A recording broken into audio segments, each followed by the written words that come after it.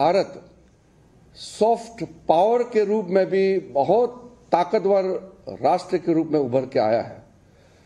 Hard power का तो मैं जिक्र नहीं करूंगा अभी। हार्ड पावर में आप जानते ही हैं मिलिट्री पावर होते हैं, बहुत चीजें होते हैं, लेकिन जब सॉफ्ट पावर का बात करते हैं तो हमारा पहचान, खास करके जो हमारा कल्चर, भारत का सॉफ्ट इमेज, ये आज के रूप में एक चरम पर है।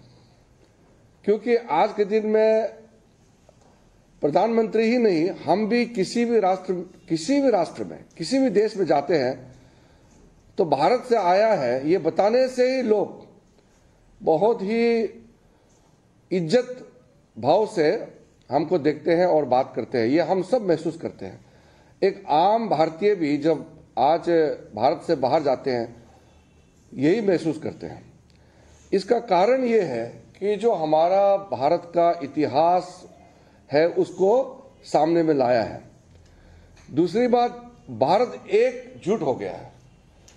एकजुट, एक सूत्र में बांटने का जो कार्य किए हैं, इसके वजह से भारत एकजुट है। और भारत एकजुट है तो ये तो साधारण सी बात है, जब एकजुट होता है तो ताकतवर बन जाता है। वो अंग्रेजी में भी कहते हैं ना, united we stand, divided we fall. उसी में मैं 2-4 पॉइंट्स आपके सामने में रखना चाहता हूं। सबसे पहले प्रधानमंत्री जी का जो कल्पना है, एक भारत श्रेष्ठ भारत। एक भारत श्रेष्ठ भारत के तहत पूरे भारत को एकजुट, एक सूत्र में बांधने का जो काम किए हैं, उसमें प्रमुख रूप से मैं जैसे नॉर्थ ईस्ट से आता हूं, ये माना जाता है कि कृष्ण भगवान, उनका स्वयंवर हुआ, शादी हुआ था रुक्मणी के साथ, और रुक्मणी को माना जाता है बिस्मक नगर अरुणाचल प्रदेश में है। तो ये तो हम लोग लेख में पढ़ते रहते थे, लेकिन उसको जमीन पे उतारने का काम किया है मोदी जी ने।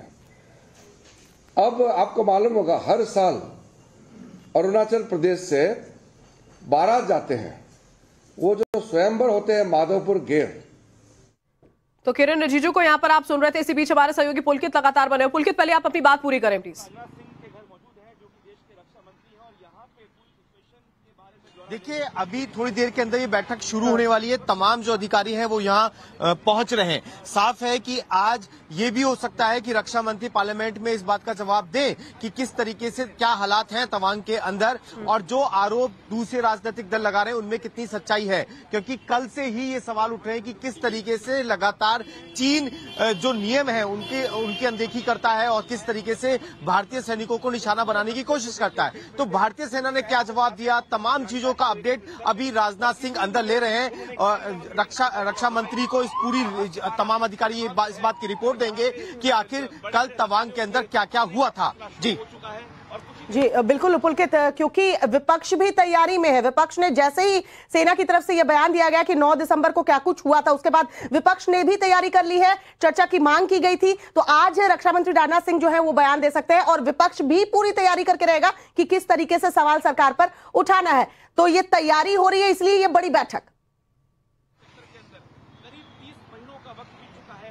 लगातार ईस्टर्न लद्दाख से लेकर अरुणाचल तक एक टेंशन बनी हुई है, और इसको लेके कहीं ना कहीं भारी मात्रा में सैनिक डिप्लॉय भी किए गए थे। पुलकित, आप तक आवाज पहुंच रही है?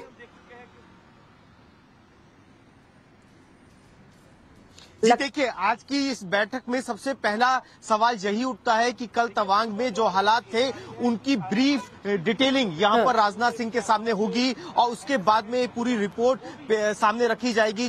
सेना प्रमुख, सीडीएस, ये तमाम लोग ये बताएंगे कि आखिर तवांग में कल क्या हालात थे, कितने भारतीय सैनिक मौजूद थे, कितनी चीनी सैनिक मौजूद थे, क्या क्योंकि बहुत सारी बातें सामने निकल कर आ रही हैं कि किस किस तरीके से निशाना बनाया गया। तो तमाम जो रिपोर्ट है वो रखी जाएगी। उसके साथ ये बताया जाएगा कि चीनी सैनिकों ने क्यों इस तरीके की हरकत की। पूरी रिपोर्ट रखने के बाद, क्योंकि पार्लियामेंट का सेशन चल रहा है, तो ये हो सकता है कि आज ही राजनाथ सिंह विपक्ष को इस बात का, देश को इस बात का जवाब दे कि कल तवांग के अंदर क्या हुआ और कितने भारतीय सैनिकों को चोट लगी है और चीनी सैनिकों को क्या नुकसान हुआ। जी।